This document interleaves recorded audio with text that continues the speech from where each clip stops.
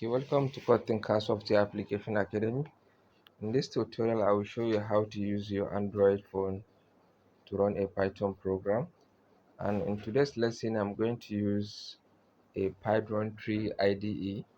So this Python 3 IDE can be used for running any Python program. You can equally use it to run a Django. So as you can see here, this is my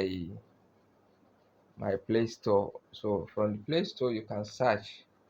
Here you can search for Python 3.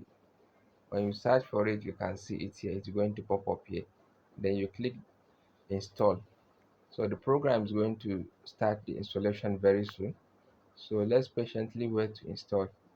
After when we install this Python 3 IDE for Python, we can equally install Python permission plugins and Python repository plugins for graphics and for other things that will enable us to run this Python 3 IDE successfully.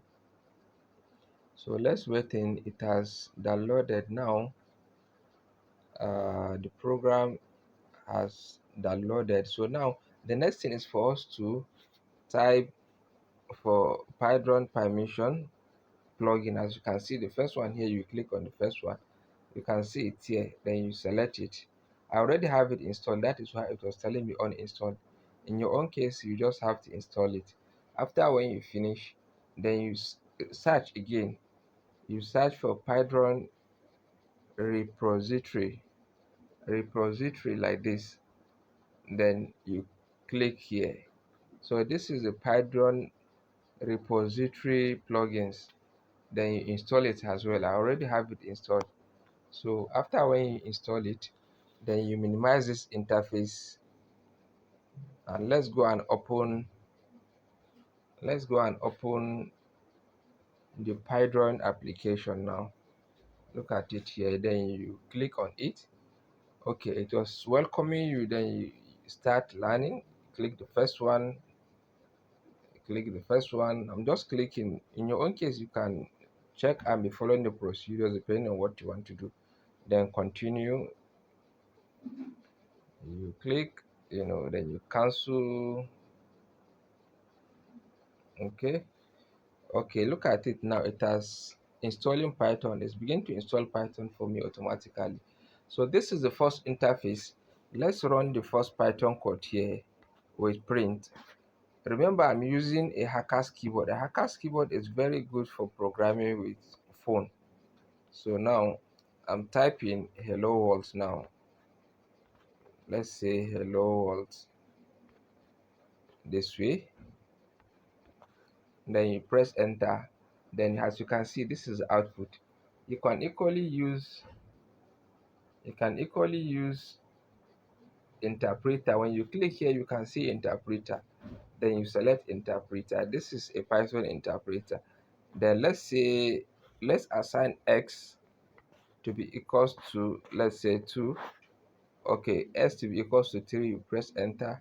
Then let's print the value of x now.